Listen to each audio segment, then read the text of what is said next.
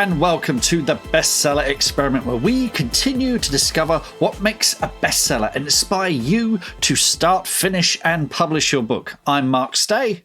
And I'm Mark DeVoe. And before we dive into this week's really amazing episode, it's a jam-packed one, Mr. Stay. It really is. I'd like to tell everyone about a really exciting event we've got coming up. It's an opportunity to meet the two Marks. Dun, dun, dun. Come along and meet us. We are doing, on the 8th of December, we are doing an Academy, Bestseller Academy kind of open day, like a webinar. Come and listen to, find out all about what the Bestseller Academy is about and see if it's the thing that would help you ignite your 2022 book writing year. If 2021 hasn't panned out the way it has, or you've had a brilliant 2021 and you just want to go one stage better, then come along on December the 8th. We're going to be doing it at 12 p.m. PST.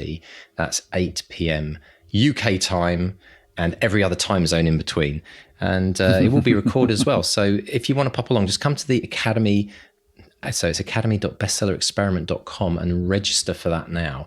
And there'll be an opportunity to chat with us. We'll be taking questions and want to know a bit more about interactive session. Yeah. And because there's so much, one of the things we realize is there's so much happening in the Academy, and we talk about it a fair bit, obviously, on the podcast, but a lot of people are saying to me, Mark, I still don't really understand how it works.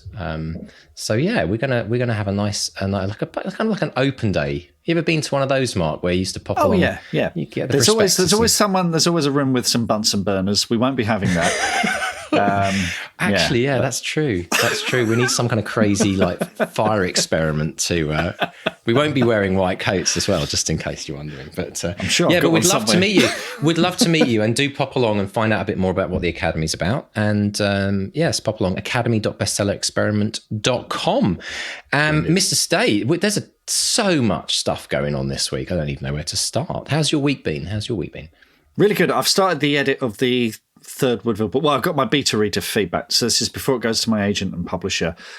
Two fantastic beta readers who, curiously, there's a couple of points where one loves the thing I did and one doesn't like the thing I did. So I have a decision to make, and it's been interesting because you have to make a judgment call there. So I'm making those judgment calls, which is lots of fun.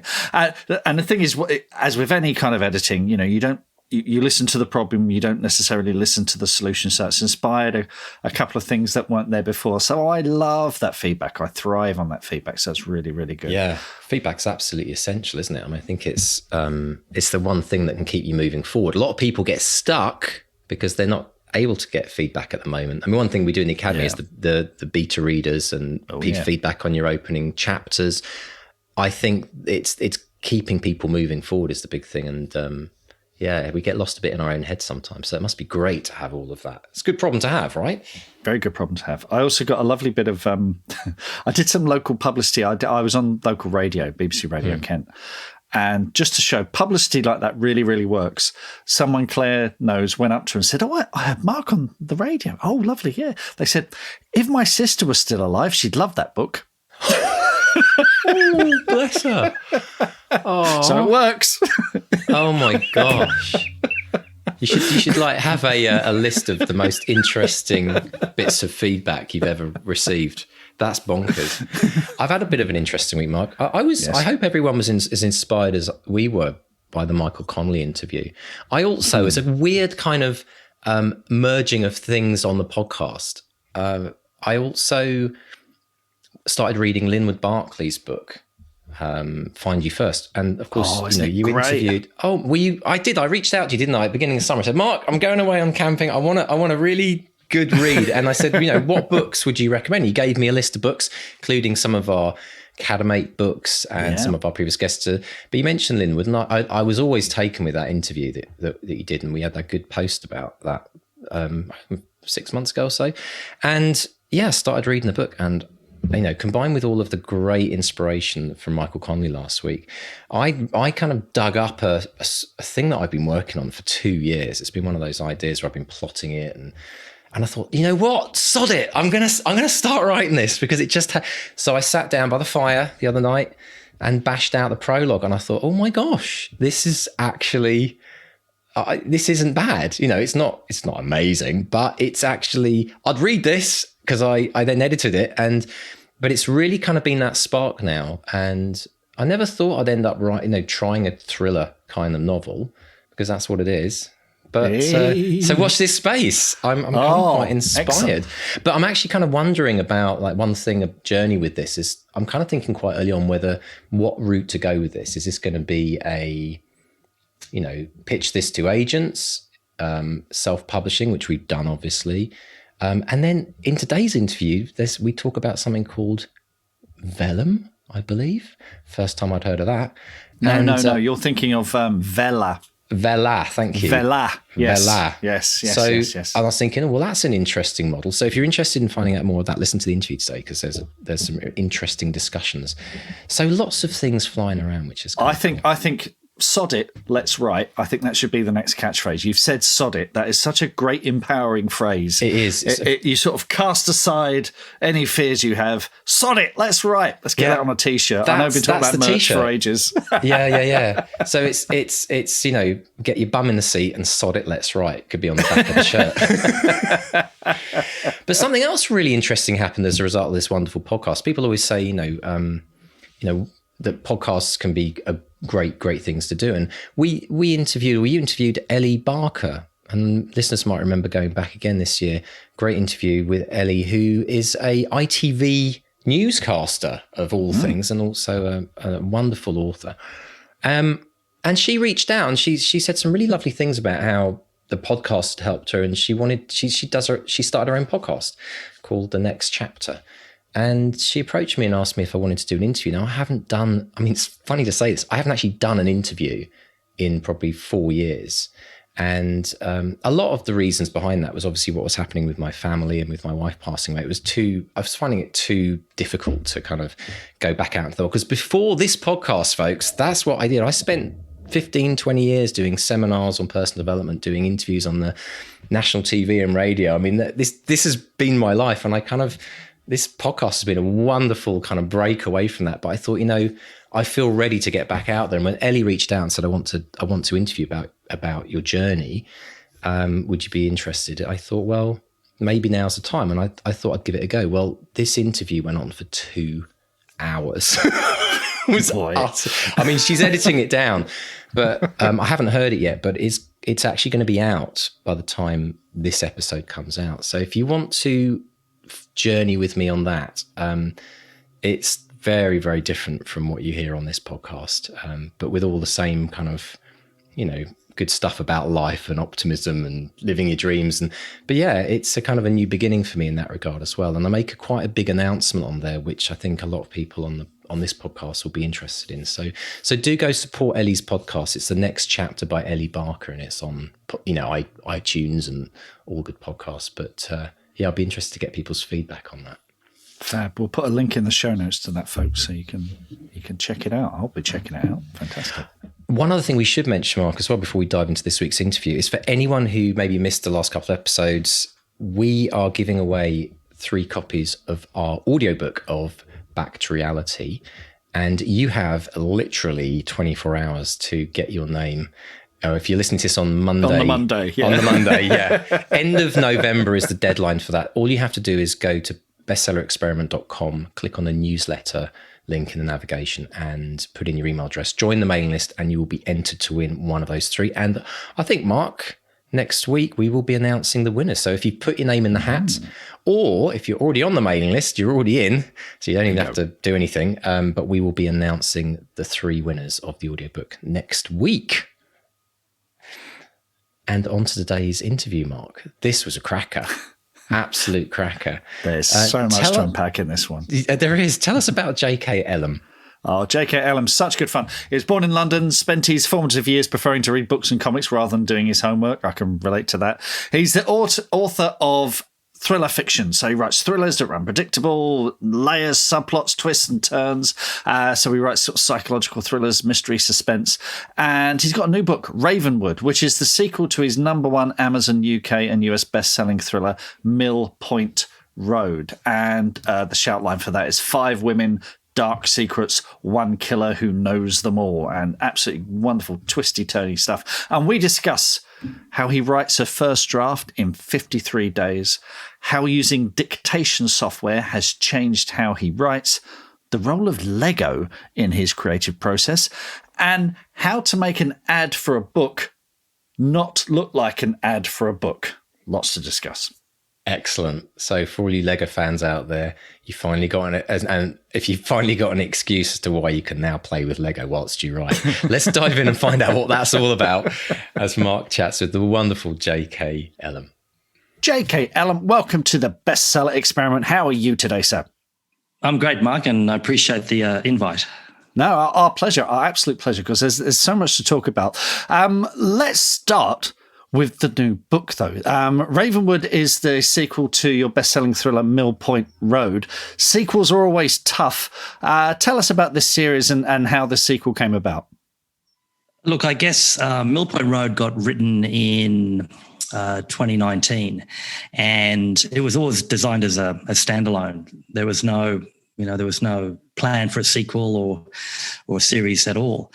And I just put it out there, and after a couple of months, it just really took off. It took off momentum, and then a lot of my readers were saying, "When is there going to be a sequel? We'd like to know more of the characters, what happens to them." And I sort of walked away from it for probably about 18 months, and wrote other books, had other stories published, and I just kept in the back of my head these characters bubbling away and wanting to know what actually did happen to them in the book.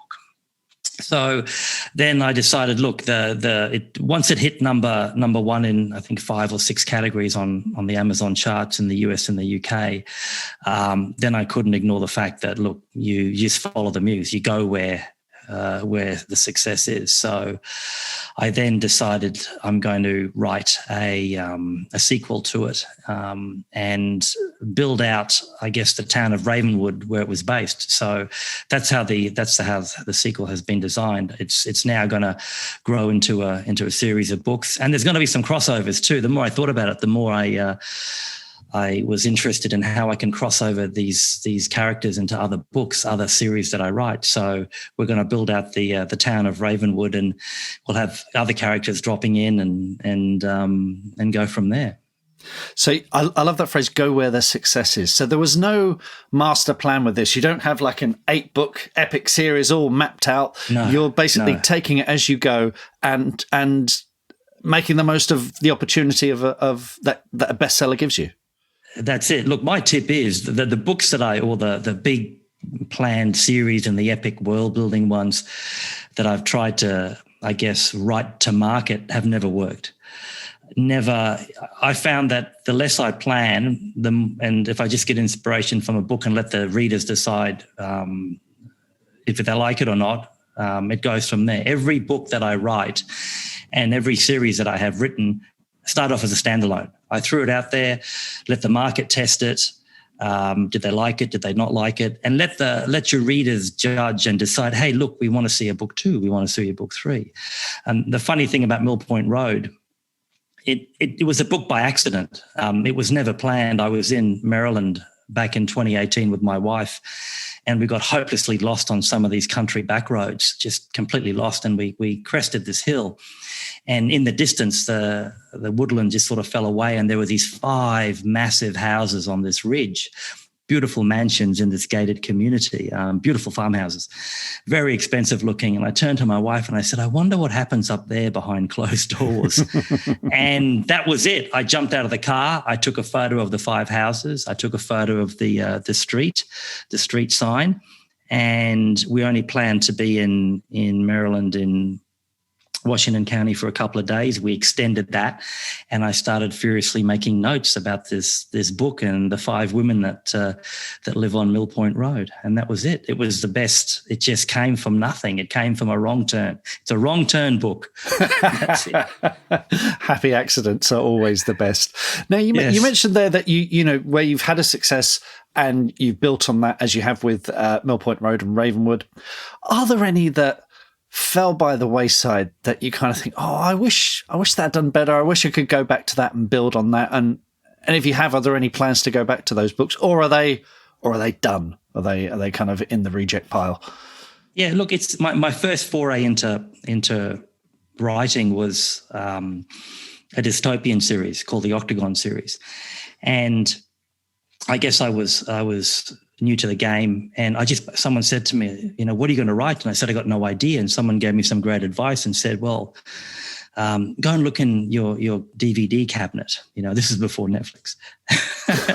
And look at all the DVDs you buy. Is there a pattern? And I pulled it open, and there was a lot of sci-fi and dystopian and stories, movies like that. So I thought, look, write what you love. So I started off this dystopian series, and that was one where I planned, yes, it's going to be 3 or 5 books, a huge trilogy. But I guess it never really got traction. It's there published. There's 2 out of 3 that are done. And yes, I will go back to it, and I will go back and rewrite the series. And because I hope I'm a lot better now as a writer than I was when I started the Octagon series. And I'm going to go back and I'm going to finish that 3rd book and see where it goes. I'll rewrite the other 2, and hopefully what I've learned in the last 3 or 4 years, I can improve on those 2 earlier books, and hopefully they'll get some traction. It's fascinating that you went to the DVD shelf and not to the bookshelf. And this is something that certainly on our academy and our bestseller experiment group, we talk about a lot, because we do talk about movies a lot, because generally we've probably seen more movies than we've read books. And there's a commercial kind of sensibility to movies that not all books have. What drew you to the DVD shelf rather than the bookshelf? Because I guess there was a plan, Mark, that I try to write. I'm a very visual person, so I try to write as though I'm writing scenes, not chapter. I'm trying to write a TV series or a film. It's to me, it's very similar. I wanted to write an engaging, fast-paced, almost visual book. So I get a lot of my inspiration from TV shows, from streaming shows that I watch, and I like that sort of quick scenes, quick chapters. There's a dilemma. How do we overcome it? And then the tables get turned at the end. So I'm very much a person that gets inspired. I get all my ideas from watching, not reading. I do read a lot, but the inspiration comes from the shows that I watch, and say, well, that'd make a great thriller if we twisted it like this from there. Excellent stuff. Okay, so you moved from the sort of dystopian genre, and you shifted over to crime, mystery, suspense thrillers. Has Correct. that been a good move for you? Well, it clearly has. Why did you make that shift, and how has that worked out for you? Well, I guess I then opened the second drawer of the DVD cabinet and realised I had a lot of British crime thrillers in there, like a lot of, I was a big fan of Prime Suspect and all the offshoots of that in the day. And I looked in there and I thought, look, commercially, apart from romance, thrillers, crime, suspense, mystery are probably the biggest genre after romance. So it was a commercial reason, but it was never a commercial reason purely based on success. It was. I also liked watching and reading crime thrillers. So I sort of shifted into that genre. And look, I've known a lot of writers that they're writing in genres that they absolutely hate. They would never read or watch in the genre that they write, and I just can't understand why they do that. So I do love crime mystery dramas. I watch a lot of them now, true crime as well, and that was the shift. I didn't think I could have too much of a commercial success of writing dystopian or writing fantasy or sci-fi. Let's talk about your daily writing process and how you write a first draft in, and this is a very specific number, how you can write a first draft in 53 days. Tell us about that, Jack. Well, I guess I plan out, my target is 1,500 words a day. And if I work 5 to 6 days a week, I can usually get a first draft out in 53 days. I'm very, based on formula, I'm very rigid and regimented in that production cycle from there. So as long as I can get something down, I don't plan, I don't outline. I've got a rough idea of the beginning and the end, and I pretty much do minimal plotting. I just wait, the characters go where the characters go from there. So as long as I can get a first draft out in 53 to 60 days, then I'll do a 30-day rewrite a few times after that. And then we're pretty much good to go. I write 5 to 6 days a week. I write in blocks of 2 hours. I'm up at 6. I'm in my office 7 till 9. Breakfast from 9 till 10. Cover some admin. Back writing 10 till 12. And if I can get my words in by lunchtime, it's happy days. Nice. Very, very good. You mentioned a 30-day edit process, which again will have a lot of our listeners swooning. What's your process for the edit? What's your sort of triage? What are the things you tend to tackle first? I think I just started back at the beginning. I have a process also when I'm halfway through the book, just to mix up one side of my brain to the other. Once I hit my target, I'll go back and I'll start rewriting from page 1 when I get through halfway through the manuscript, through writing. And it sort of solves, because I was finding at the beginning that I'd write the whole manuscript and then I realized I had huge plot holes and contradictions and paradoxes mistakenly written into it. So I can tend to fix any of those if I go back halfway through the book and start the rewrite at the same time. And also if you get stuck or you backed into a corner partway through and you don't know where the plot's going to go back and start the rewrite at the beginning. That's my piece of advice. And to me, it works really well. So within 30 days, within a month, I can do 2 or 3 rewrites and just normally cutting out garbage, cutting out a lot of the waffle, tightening up the chapters and making sure that everything is covered. So by going back, you're sort of starting again, you're generating that momentum again. So when you get to the block, you sort of break through it. Is that it? Absolutely. It's by the time you start the rewrite and you're maybe 40% of the rewrite, you go, man, I need to take the book this direction. Okay, right. This is where it's going. I just forgot about it. I took another wrong turn, in chapter 12.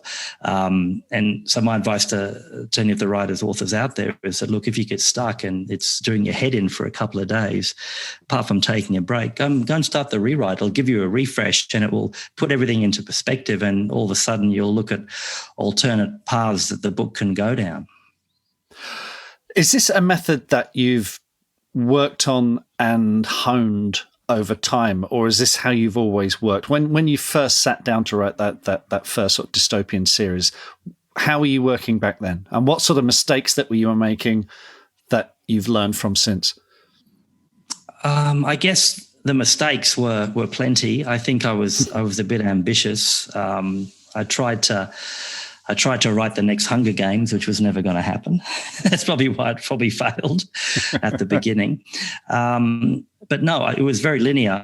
It's a process that through trial and error. And it started when I started writing that dystopian series and I was getting stuck in certain parts. I thought, hey, look, just go back and just rewrite, start the rewriting process and go from there. So to answer your questions, it's not a set process that I had from day one. It's evolved and things that I used to do don't do anymore, and things that I do now I would never contemplate in a million years. Like one of the ones is I do dictate now. I dictate. I find it's I can punch out 3,000 or 4,000 words in a day. Now they've got to be 3,000 or 4,000 quality words. And the mistake I made when I first started using dictation is that I would just sit in front of a microphone and just make garbage up, and it didn't work. You have to have more of an outline of the chapters you want to do.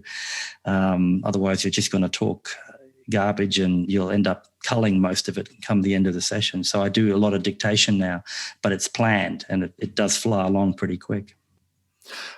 Right. So you're basically doing a tiny outline of the chapter and then filling the gaps in between those sort of story beats. Is that how you're doing the dictation? Yeah, it's good because I can sit with a pair of headphones on and pretend to be the character in the scene. And, sometimes I'm walking around the room saying, how am I going to get out of this room? Someone's locked the damn door or, I'm in a cell. And I think it's more immersive because you're actually talking dialogue that the characters would, and you suddenly, weirdly enough, take on their persona, which is a bit strange. But I found it's you get inside their head better. I like typing. Oh, actually, I don't. I hate typing, but I still like writing.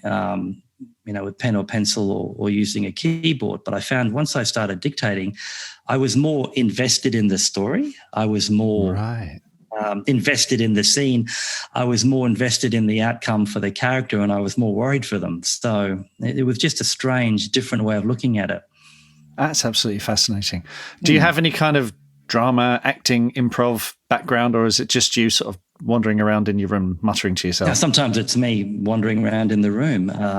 I got stuck in a book once that I had this scene in a parking lot where it was very much a sliding doors sort of scenario where the villain and the hero were sort of missing each other by a heartbeat, and I had to actually build a little Lego model of the gas station so I could work out how was this going to work.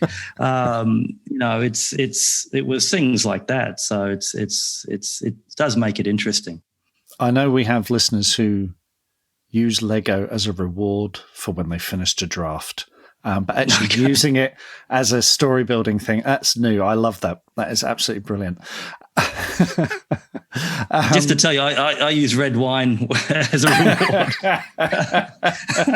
when I finished a draft. Excellent stuff. Now let's talk about the whole indie side of things, because you've made a huge success of yourself. You know, these are #1 Amazon UK and US bestsellers. Was it always like that? Did you sort of, hit the ground running, or what were the sort of things you had to do in order to make those things happen? No, it was a slow grind. It was one reader, one review at a time. It's a long, rewarding process, but it's a lot of hard work. I think, apart from shifting to crime thrillers, I think, like, I do a lot of marketing. I run Facebook ads, and they were successful at the beginning, but then they seem to drop off. And I guess it's a case of I have a mantra where you've got to be willing as an indie author to do what other indie authors aren't willing to do, I guess, from a marketing perspective. So I took some fairly interesting ads that I had designed and put them up onto Facebook, and they sort of turned around some of the lagging sales. But it was a long process. You just got to get that momentum going. You've got to write every day, and you've just got to be a good person at marketing, and you've got to be very vigilant with your marketing from there. When you say it's a long grind, and this is something we reiterate a lot to our listeners, as perseverance really counts for a lot in this game. How long are we talking about? What sort of time period? Full time would have been 2019. So I started the dystopian series, I think 2017, 2018, while I was still running a business, and then sold the business in 2018, 19, and went full time then. So my production really increased when I sold the business, and when I could dedicate the time full time. Otherwise, when I was running my business, it was pretty much trying to steal some hours in the morning or on the weekends, or working late at night, typing away on the manuscript from there. But look, it's a case of, if you're writing commercial fiction and you can build an audience from the beginning, and you can be persistent and look where the market is going. And I think I had some luck on my side that Amazon did prick up their ears at one point. And that's probably another bit of advice to give to anyone who's an indie author. And an Amazon deal comes their way, whether it be a Prime deal or a Countdown deal or what they call a gold box deal. Just take any deal that Amazon throw at you. This is a long game. I've got friends of mine that will hate to take a deal, and they say, look, I'm not making any money initially, but think of the long game. You're building an audience, you're building a readership. And I think it's because I took everything that Amazon threw at me, even if it was crazy deals at 99 pence or 99 cents in the US. It built the back end of the other books and the read-through that happened 6 to 12 months later. And I think that was part of the strategy as well. Okay, cool. Are you relying solely on ads and promotions like that, or do you have other sort of routes to market that you're using to promote the books? Well, it's funny you say that, because I've just had a complete restructure of my marketing plan for 2022, and I have to be less reliant on Facebook. Facebook from the beginning for the last 2 or 3 years were my only source of ads, only source of marketing directly to new readers. You've got a website, I've got a database, you post onto Facebook and Instagram, but apart from that, the real exchange of money for marketing was only through Facebook, and you become extremely reliant. Like, I've had my account suspended, I think 4 times, because I do push the boundaries on what and how I market, and I just don't like that reliance on one platform, one advertising platform. So we're looking at going wide in 2022. We're looking at how we can market in other areas, and we want to cut our reliance purely on Facebook by at least 50%. Absolutely. What when you say push the boundaries, what sort of things? Because you mentioned interesting ads earlier. What sort of things were you doing? Look, and this is probably something for your listeners out there who are whether they're using AMS ads on Amazon or they're using Facebook ads. My word of advice, and this is what everything changed for us for when sales took off, or when the interest suddenly took off from people. You got to understand, every time you open, there's a lot of ads on Facebook. It's just saturated now with ads for literally everything, and there's a lot of ads for books. So what we changed is I sat down, I said, well, how can I make an ad for a book not look like an ad for a book? Because everyone's got ads for books. It becomes a sea of sameness. You all look the same. So I think in 2019, late 2018, I came up with the idea of not having an ad for a book, but more like having a news flash, like a breaking news. Serial killer on the large in Kent or something like that. If I wrote a serial killer book about, serial killer in Kent, I wouldn't say, here's my book about a serial killer in Kent. It's written by J.K. Ellem. It's a bestseller, blah, blah, blah. Click on the link to buy. I would rejig that and have a headline saying breaking news. Don't go out at night in Kent, serial killer on the loose. And people would go, oh, I want to read, what's this about? And it's in their feed, and they'll realize then that it's a different catchy way of marketing. And I was getting a lot more responsiveness with those types of, there was no picture of the book, nothing. It just had the picture of a man in a hood or something. I haven't written about a serial killer in Kent, mind you. And it just broke through a lot of that noise that you get on social media when people just, another ad for this, another ad for that. But the problem was, and it ran really well. It ran really well for 12 months. But the problem was, as we were coming into the US election with Trump and Biden, and this whole concept of fake news suddenly raised its head, which I've never heard of before. I'm sure fake news has been out there. And then Facebook decided to clamp down as a result of that, leading into the end of coming up to the election cycle, on this whole concept of fake news. So they didn't take very kindly to my fake news ads. I can imagine. Yeah. But that I said that at the beginning, that you, as an indie author, how do you stand out from the crowd with your marketing, with your covers, with your book blurb? And you've always got to look at how do I differentiate my product from everyone else, and that was one of the ones they came up with. Now we can't do that anymore, because as soon as something's breaking news, Facebook is on me, says no, we can't do that from that perspective. So that was part of the success of just thinking about how I do my ads differently. Well, I mean, it's good generic advice anyway, to get away from the norm. It's something that you're absolutely right. That whole thing of there's a pack shot of the book, there's a blurb or whatever, it's very difficult to make stuff stand out. What's coming next from you, Jack? I hear there's a gap in the market about serial killers in Kent. Anything else on the horizon? I was actually in end of 2019. I was in Worcester, in the UK, in a place called Suckley. Nice little, Worcester's a nice cathedral town. I had this idea for a UK thriller, a UK-based crime thriller. So I've still got that on the cards. But I've just wrapped up Ravenwood, the sequel to Mill Point Road, and I'm doing the third book in that series back to back. So I've started that one. But I'm also dabbling in a serialized thriller series on Kindle Vella. So I'm pushing out a few episodes onto that. Right. And then I've got another a UK-based book that I want to kick off in early 2022. So I've got I aim for probably about 4 books next year.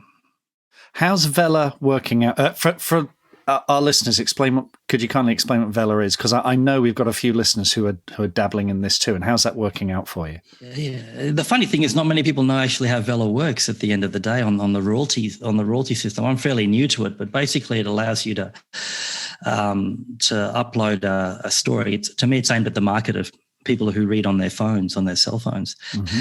And it's only in the US at the moment, not in the UK. So the idea is that you can load episodes in, and it gets to this episodic format of, I think, the old days of, the old movies where there was a cliffhanger at the end, and the car was going over the cliff, and you stop the series, and then you've got to pretty much buy the next episode. So with Vella, the first 3 episodes are free, and readers buy tokens. They get a free amount of tokens, and then they can buy tokens to unlock the 4th and 5th and so on episode from there. But the funny thing is, I looked at it originally. I thought, oh, geez, it's sounds very basic. It's an early technology. They're still testing, and I think they've just done a soft launch with it. But I've got a funny feeling in the next 6 to 12 months, Amazon are going to throw some of their big author names into it as well. And I think if you are an early adopter, I think it will put you in good stead. And for your listeners that are out there, I write a Vella episode on the weekend, and it's a great sort of detox to writing a 80,000 word book during the week, because it's fun. And so I write an episode on the weekend. I can crank out, 1,000 or 1,200 words in an hour or so, polish it up, and it will go up on a Monday. So I think it's a great cleansing for any authors out there who just want to put aside the big manuscript they might be wrestling with at the moment and just write an episode, like TV episodes, right, like that. And it really, one of the byproducts is it's improved my writing, because I'm forced. You talk about structure in a chapter, and beginning, middle, and end, and there's got to be a dilemma, and it's got to be solved, and at the end of the chapter, not so much of a cliffhanger, but another dilemma's got to be presented.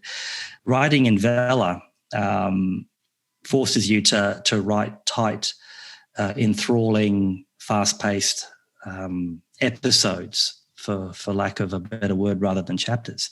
And so I'm finding I'm enjoying it, but I'm also writing better, because you're in a different headspace when you write for Vella. Absolutely fascinating. Well, we look forward to that, Jack, and we look forward to whatever comes next. Folks, Ravenwood is the sequel to Mill Point Road, available now from Amazon. And thanks so much for speaking to us today, Jack, and hope to speak to you again soon. No, thanks a lot. Thanks a lot, Mark. What are your writing dreams? Finishing that book, quitting the day job, becoming a best-selling author? Well, over 4 years, we've studied the advice of over 300 best-selling authors who've collectively sold over 500 million books. And we are excited to announce the Bestseller Academy. If you're ready to take your writing to the next level with accountability, craft, and coaching, your bestseller dreams are now only a click away. To find out more and apply, visit bestsellerexperiment.com/academy. That's bestsellerexperiment.com/academy. I've got to say, when I did hear about building Lego scenes in your book, I thought, any excuse. Right. My excuse is when I had little kids. I was like, oh, brilliant. I can get the old Lego kit out now and I can sit there playing Lego all day with them. Now they're kind of in their teens. It's a little bit more challenging to do that. It's like, Dad, okay, yeah. Now I can say, well, it's a scene of my latest blocking chapter. a scene. Yeah, exactly. I love it. It's brilliant, though. The whole point of, I mean, I'm a big fan of visualization. I mean, we are so in our heads when we write, and there's all these words flying around in our imaginations. We lie in bed at night thinking of plots and twists, and it's brilliant to get hands on and actually, because I bet you a lot of other stuff happens whilst he's putting those blocks together. Yeah, it is blocking a scene. It's blocking it out. And I've drawn diagrams of rooms or places where action take. I mean, you look at another Australian writer, Matthew Riley. He keeps them in the book. He has those illustrations. If someone's storming a castle, he has an illustration in the book showing you, a sort of planogram of how it all pans out. Brilliant. Why not? Why not go for it? Have fun. I think Lego definitely missing a trick there. We've got now adult doodling, haven't we? That's been a big thing. Adult colouring as well. Meditative colouring in. Yeah, why haven't adult Lego kits for writers been released yet by Lego? You know what though? There is a Lego typewriter, and it looks amazing. It's like 200 it actually quid. Works. Well, it does. The keys work. It doesn't actually type, But it's a fantastic Lego it's got typewriter. Mechanical. It's got all the actually. Yeah. Wow. Yeah. So if anyone's looking for Christmas ideas for me, if you want to get together and have a whip round. For the author who has everything, right? Oh, yeah. Yeah. You better be careful what you ask for. We do have some bonkers podcast fans out there who probably start a little Kickstarter just to get you that. You realise? Well, I'm all over. Do you think the thing is though, when it shows up, Mark, you see, will it be in pieces or not? I guess it probably would be, wouldn't it? It's Yeah. It's Lego, it's isn't it? Well, it's like one of those Star Wars my go-to gift for Christmas. We're going to do a special Christmas episode about toys and things. Is Lego, because it's really between Christmas and New Year, I chill out with a big Lego model. Okay, minor detour here, but I've got to say I cannot believe how much Lego is sold for on places like Facebook Marketplace. There are some very entrepreneur mums and dads out there who take Lego kits and they put them in little Ziploc bags, and they're like 50 quid for it's quite amazing. It's quite amazing how much Lego costs. But we digress. I do think that it's a very, because I actually, talking of like Christmas, and I got my annual Christmas puzzle, Mark. I got my annual Christmas puzzle. I get a new one every year. I spread it out on the table mid-November if I'm organised, and then it takes me all the way to like end of February to finish. I'm just going to try and get it done. But the thing about the concentration of sitting down and just putting bits and pieces together, and I'm sitting there thinking about the plot of my book. And it's really interesting because they say men can't multitask. Well, let me tell you, I can actually do a puzzle and come up with plot points at the same time. But there's something very meditative about building something. And I find that with gardening as well. I'm weeding, you're weeding, but your mind's kind of thinking about something else. We, when I was at Orion, we published Richard Hammond's book, the book that he wrote after his car crash. Now, bit of context, he was co-presenter of Top Gear in the UK, and he had a terrible car crash, and we had already signed him up to write his autobiography. Then he had the crash. In fact, I was the one who broke the news to the CEO because I was checking Twitter at the time. I was like, oh, bloody hell. Oh, no. So, and the book is really, you'll love it, big inspirational read. But one of the things that helped knit his brain back together was Lego. Really? His wife and kids brought him Lego, and he credits that little kind of meditative state where you're being constructive. He credits that with help knitting his memories and his cognitive functions back together. So, Jack, you have no idea what you've started here. I think this is like kind of bonkers. But, so tell us about the things that you build whilst you write. Do you play with Lego? Maybe you're into Brio blocks. I mean, maybe you like the bigger chunky stuff. But whatever it is, maybe you've got like puzzles or something completely different. Tell us about, drop us a note, because we'd love to share with the world tips around ways in which you can, extend your writing world beyond inside your head, which I'm absolutely 100% before. I think it's wonderful. One other thing that I loved about what Jack was telling us was about this idea of 53 days. It really resonated with me with our 200-word challenge. But it's a very specific number, isn't it? But I love the idea of having an actual target for the first draft. Mm. Yeah. Well, that's it's someone who knows what they're doing, who's done this a few times. But I mean, this is the thing, just finish it. And what I found interesting though is he starts rewriting from page 1 when he gets about halfway. We've heard that quite a few times recently, haven't we? Yeah, and it sort of goes against our usual advice. I know. Which is, just finish it. Just finish the damn thing. Don't edit when you write. It's like. But that's what works for him. And of course these aren't hard and fast rules. What works for you works for you. So going back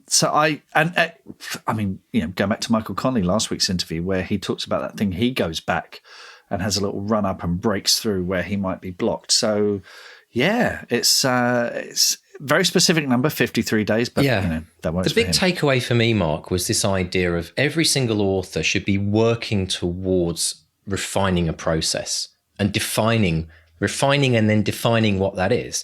If you start with a 200-word challenge, I think part of the reason why that's been so successful and people are loving it is because it gives you a very specific target, but you can really extend beyond that and start picking, obviously for Jack it's 53 days for his first draft, but what is it for you? If you start to build as you refine and you go through the process of writing, then I think it becomes easier to write additional books because you can start working within this framework, and it doesn't have to be so restrictive. It just gives you some milestones to try and hit along the way. Absolutely. But what's really important is that Jack said his process has evolved. He doesn't get stuck in a rut. And that's something I'm very conscious of. I mean, if you go back and listen to the first few episodes of this podcast 5 years ago, I was a very different writer there. I was as we know, big outliner. I hardly outline at all now, so, and I've never really written a book the same way twice. It's a constantly evolving process. The more I discover, my strengths and weaknesses, then I try and work on my weaknesses on the next one round and build on the strengths, So it's, I think if you ever sit down and think, well, that's how you write a book, then, you're sort of tempting fate there, I think. And that's the thing I love about what Jack was saying, is that it's constantly changing and evolving. I think if we spoke to him in a year's time, it might be different. It will. And I think it's important to remember that, what is your process, your framework today, and how will that evolve over time as well? And when you actually have something that you're writing down, I mean, that's the other thing, write it down, folks. Like actually try and write down what you think your process and framework might be today. But when you actually capture it, you can actually then see, and it'd be so great, Mark, if we had this for you like once a year, you could check in with that process and we could actually show the evolution of it. It's like, oh, look, 5 years ago it was this and today it's that. Start a podcast. Well, that's very true. Yeah, exactly. Yeah, it's all there. The other interesting thing I was curious about this, with crime and thriller books as well. Again, I was hearing Jack talking about, certain types of ways he writes. He talks about quick scenes, quick chapters. And that's something that I've so enjoyed with Linwood Barclay's book recently. It's like each chapter is, 4, 5, maximum maybe 8 pages. And it's just, it literally, I mean, we're talking about this offline, weren't we? It goes like a rocket. There is no messing around. And I'm curious about these types of books because they do seem to strip out, they don't really go into a lot of kind of world building, a lot of kind of detail. It's all about the action, isn't it? Well, I mean, someone like Linwood, someone like Harlan Coben, someone like JK, every word counts. And they're contemporary, so they're set in the real world. So there's not a lot of world building that needs to be done. I mean, I love the curiosity that JK has. He saw those houses, pulled over, looked at them, made some notes, and suddenly, it's his curiosity that takes him in there. Yeah. But I think it's that thing, that old phrase, was it Mark Twain said, I'd love to have written you a shorter letter, but I didn't have time. I think those short chapters, there's a lot of chiseling away to get down to the essence of what that chapter is about. And there's going back to Linwood, there's so much character in those books. It's not just action. There's a lot of character in there as well, driving the story. And he's, to be a good thriller writer, I think you need to be pacey, but you need to be able to fold really great, compelling characters. I was reading when I was in lockdown and I had COVID. I sort of picked an Elmore Leonard at random, and his books are rarely more than 70,000 words. They're really short chapters. But within 2 pages, I knew exactly who these 2 crooks were. Mm-hmm. I was casting the movie in my head.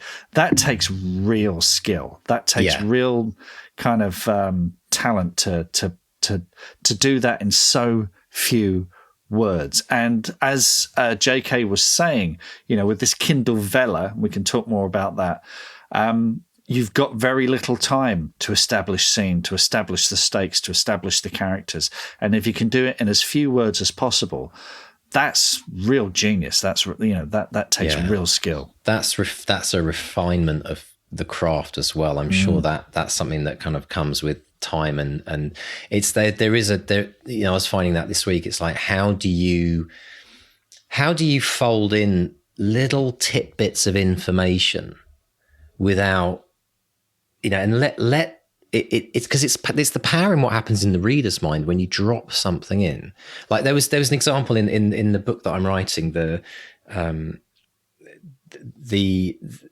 I wanted to set up this financial catastrophe that's happening right out the gate, and rather than say what was happening, this really evil CEO boss opens the window of his office, and the through draft blows away all the unpaid bills on his desk. And it was just this idea of like how to introduce the financial challenges without saying it, the kind of classic show don't tell. But you really have to stop and think about those things and think, how can I weave that in? And so it is it is one of those things that you really have to work on. And I think it is too easy to look at like Michael Connelly's novels, to look at Harlem, to look at Linwood's type novels and say, wow, this is just like, it feels like it just races along. But like you say, there's so much genius in between the lines, so to speak, which takes time to evolve. And yeah, I don't think people get enough credit for that kind of writing because it seems too simplified or too simplistic, doesn't it? No, and it's something JK was talking about in terms of, he loves honest feedback from his readers. He gets a lot of good feedback from his readers, and he's constantly honing his craft. And he was talking about going back and rewriting those early dystopian science fiction novels because he's learned so much, and he wants to go back and refine those as well. So you have to admire that as well. So, I think it is, we've said this before, you can't just sit in your laurels and think, I'm a writer now, I know what I'm doing. I'm constantly learning new ways to do things. And that's, for me, is half the fun of it, of discovering a new way to convey an idea or an emotion or a character, and seeing how far you can push things and what you can get away with, and just having fun with it and eliciting responses from readers as well. So when you get feedback saying I was thrilled, it made me laugh, it made me cry, that for me is always, job done. Now, he also talked about these 3 stages. He talked about there's a dilemma in the scene. How do you overcome it? And then the tables get turned at the end. Yeah. Is this a classic kind of model that you've seen? Have you used that before? Well, it's a great thriller setup, isn't it? You give someone a problem. They try and solve the problem, and then there's a reverse. You hear the word reversal a lot, particularly in thrillers, which is where you go in with an expectation and it's completely turned on its head. And, plot twists, and they're great fun, both for the writer and the reader. You set up an expectation and then pull the rug out from under both of them. And it's always great fun. And, that I think is the sign of a great thriller writer. And it's the thing that I think readers will talk about when the word of mouth kicks off. It's the thing they will say, oh, twists and turns, it kept me on the hook. Yeah. Completely thrilled. And, this is what you hear about JK's books. And, if you can nail that, then the books start to sell themselves. Well, the readers do. Well, I think you're right, though, because when you look at, a lot of the authors that we've had on the show, if you think about, even this Linwood Barkley book I'm reading at the moment, Stephen King quote on the front says something about, starts off with a bang and there's an even bigger kind of twist at the end. Or there's always that classic line, the twist you'll never see coming. And that becomes the headline of the book, doesn't it? And then it may, and so you're basically saying to the reader, look, if you're willing to invest in this book and sit with it all the way through, there's something really big waiting for you at the end. The only downside of that, of course, is if you build it up too much and it isn't like absolute gold, then you might lose your readers for, future books. So I think it's a great way of marketing a book, but you really have to work on that twist. And I don't know how easy those ones can come if you sit and pants a book. I think my feel right now is I'm having to really plot this book to make sure that I'm not at the end working out how to come up with something. The other side of that is you try to surprise yourself as you write, as you would the reader. True, yeah. I mean, there are times I'll be writing something, I'll get them into a corner and just write, okay, what happens next? Stop writing, go away, do some housework or whatever. Go do some Lego. Tick away. Because, it's like if you're having a debate with someone and, you lose the debate and then you go home and at 3 a.m. you think, oh, I should have said that. That's the advantage we have as writers because we can actually go back and put that bit of witty repartee or that wonderful twist or that reversal weeks after we originally thought of it, whereas the reader is going through it and go, wow, I didn't see that coming.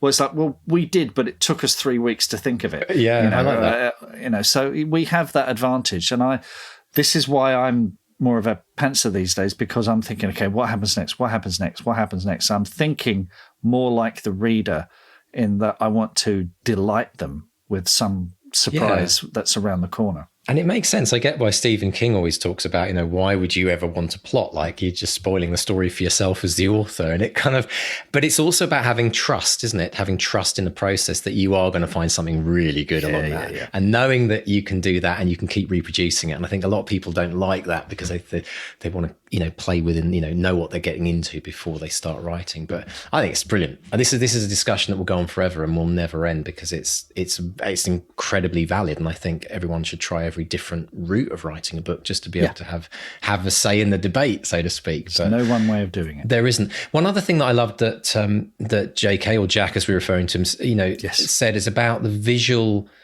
way in which he writes the books. This really resonated to me because it was something that we very consciously did with Back to Reality. And I'm doing it again. I'm playing that movie in my head. But it's interesting that he said that he kind of gets a lot of his inspiration from watching movies, more so. I mean, he does read, obviously, but it definitely sounded like more of his inspiration comes from the visual, media that he takes in rather than the things that he reads in books, which is fascinating.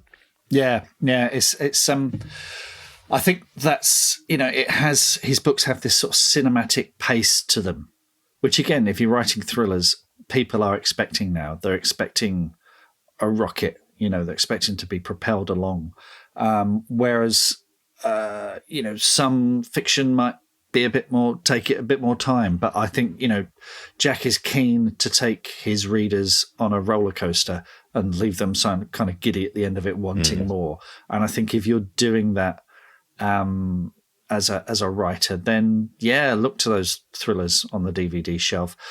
But again, look at the masters and see how they do it on the page as well. Because it's not just about the action, but Jack clearly knows what he's doing, and I think the techniques he uses. He was talking about dictation and becoming more immersed and invested in the characters and the story. I think that's the key as well. You need to submerge yourself in the story, which is why he says he's up at 6, he's writing from 7 till 9. That's a very similar routine to mine. And when I usually finish writing about 9:30 first session.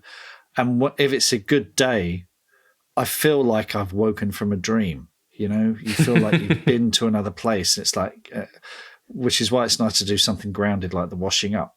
So sort of come do you know why? That. Do you know why the washing up's so grounding? Because it has a start, middle, and end. Unlike often writing a book in the moment, obviously the final product. But yeah, everything's always got loose ends, isn't it? But I love looking at that. Washing up, done, sorted.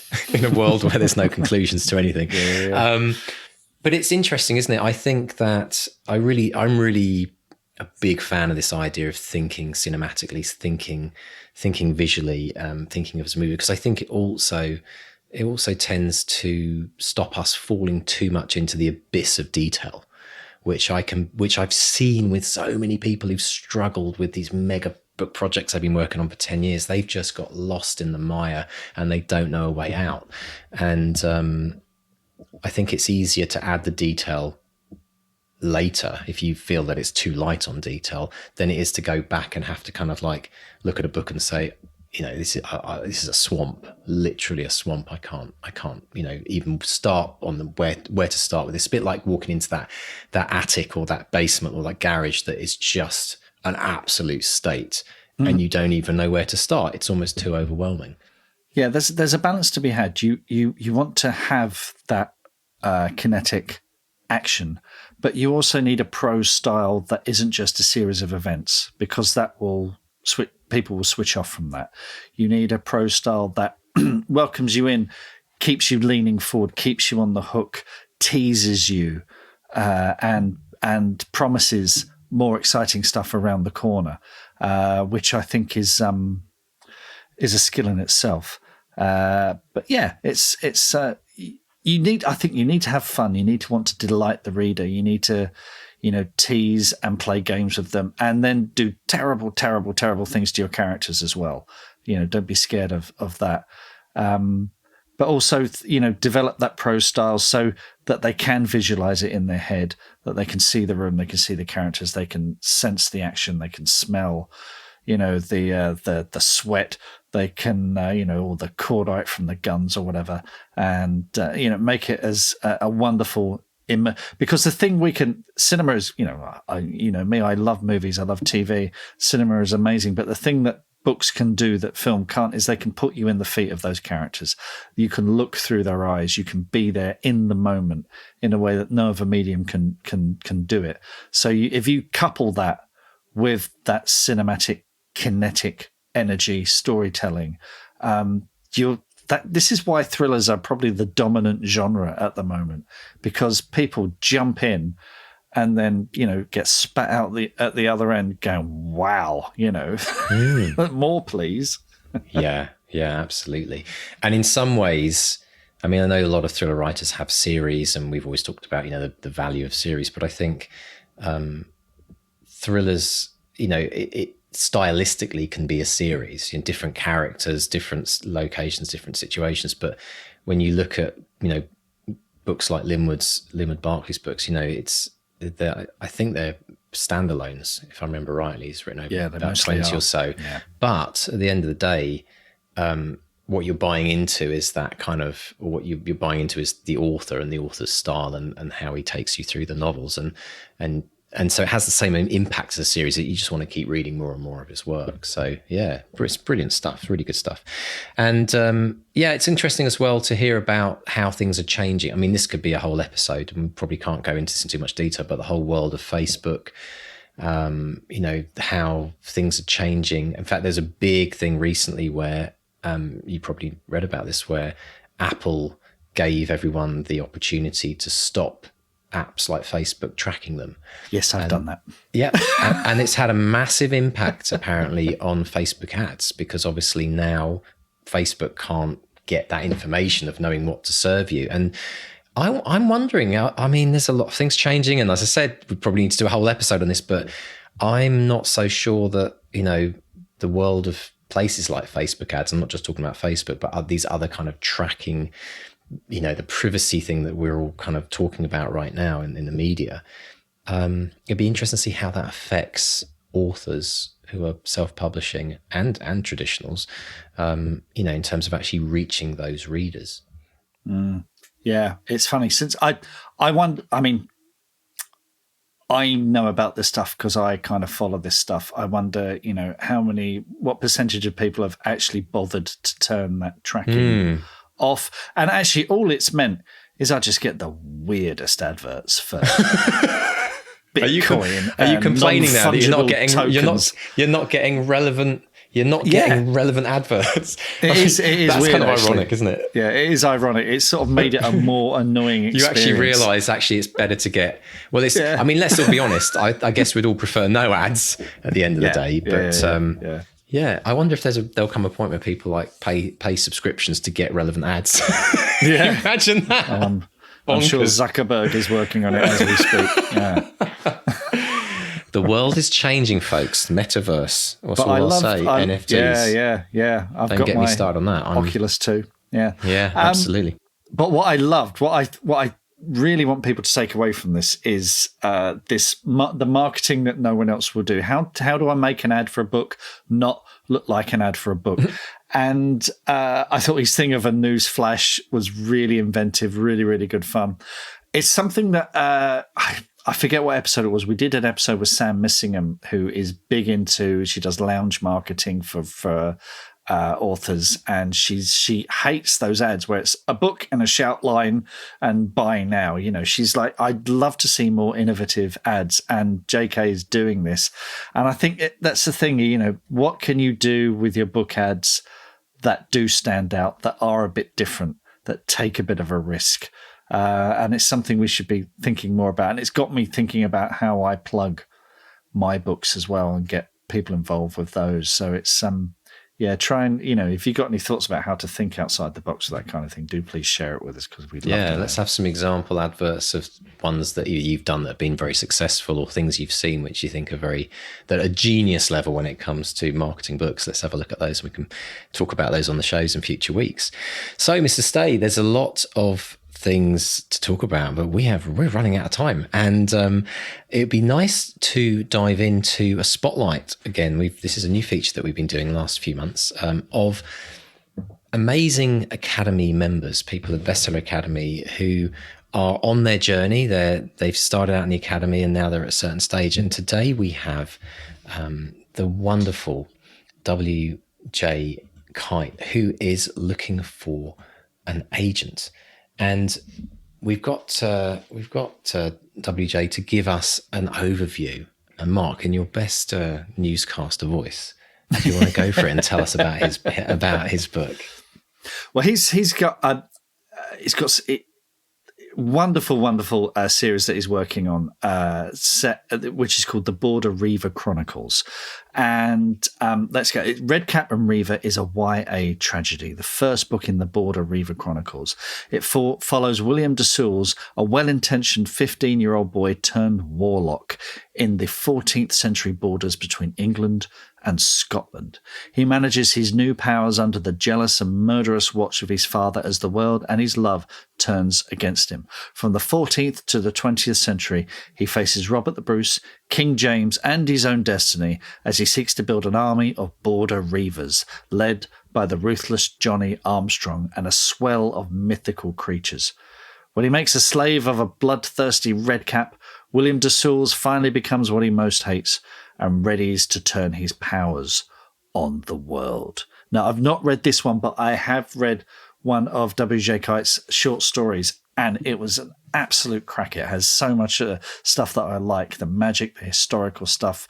Really, really cool. The other thing to know about W.J. Kite, he's been running this wonderful writing tournament for young writers, which I'm a judge on, and might be talking about that in a future podcast as well. And the work that he's put into this, and the quality of writers, young writers that he's inspired to write in this kind of universe, has been really inspiring. So he's one of the good guys in the writing world. He's giving as well as, putting his own stuff out there. So yeah, I think there's real potential here for this series, and you can find him on wjkite.com if you want to jump into his world. Absolutely. So if you're an agent listening to this and that's grabbed your interest, then drop him a note, wjkite.com, and we're going to obviously report back when we hear about deals being done on this podcast, and we'll love to kind of help people along the way as well, because I think it's really important to encourage everyone who's out there. And like Mark said, WJ's is definitely definitely got so much potential. So do get in contact. And thank you for sending us that in as well. That's a great blurb. And actually one of the things that he actually constructed as part of his academy journey is actually putting together, that blurb and writing the book as well. So all good stuff. Excellent, Mr. Stay. Social media. How's social media been this week? It's been great. We've got some more good news. Well, actually, some mixed news. Now, we had a spotlight a few weeks ago with Denise McGahn on the Academy, and she posted in the Hive on the Academy. She said, this week, I had a lovely spotlight on episode 352. Thank you again. But she says, on the same day, I received my first rejection from an agent. The roller coaster whirly gig of being a real writer. I thought to myself, I've hit the big time. I'm reminded of that TikTok that did the rounds in lockdown of an old lady who covered herself with an armour of old pans, colanders and graters and then played the drums with them. I'm her. Which is a great. And I was chatting to Denise about this, and she was like, "Yeah, I feel like I'm in the game now. First rejection, I'm in the game." So, absolute badge of honor. Congratulations, Denise. You've got to get your first rejection because that means you're making progress. It's brilliant news. And I love her. I mean, just her kind of imagery of that woman with the pots and pans on. I love it. Absolutely fantastic. We got a lovely note from Matt Athanasiou on the Academy as well. And he says, it's been a minute since I've been able to post a win, but I've got some exciting news this weekend that my children's horror poem, The Marmagar, was accepted by a magazine. I can't remember where the idea came from, but it stuck with me and seemed like it would be fun to write, so I did. My expectations for finding it a home were low when I found only a few places that might consider the poem, so the acceptance comes as a pleasant surprise. If you're curious about the magazine, they're called Crow Toes Quarterly, and I've loved everything I've seen from them so far. My poem should be in the January issue. So crowtoesquarterly.org is where you'll find that in January. And congratulations on that, Matt. Yeah, brilliant news, Matt. That's really, really amazing. And last but by no means least, long-time supporter of the pod. I think she's one of our first listeners. She writes as Rhoda Baxter, but her real name is Jeevani Chirika. And she posted the other day, look, here's my news. Coming February 22, new novel from Jeevani Chirika, Playing for Love, and it's available for pre-order now. And here's the blurb. It's all fun and games until your heart is on the line. When she isn't busy building her fashion business, Samadi Sam Ranawira turns to her other passion to de-stress, competitive late-night gaming, in secret, of course. She can't believe her luck when she's selected to play in a virtual tournament with notoriously elusive gamer Blaze. Blaze is a little cocky and very self-assured, no surprises given his huge online popularity, and Sam feels under pressure to impress him with her gameplay, but she has no idea that in real life, he's just shy Luke Burnside, the awkward guy from her office. And despite his regular coffee deliveries to her desk, Sam barely notices Luke.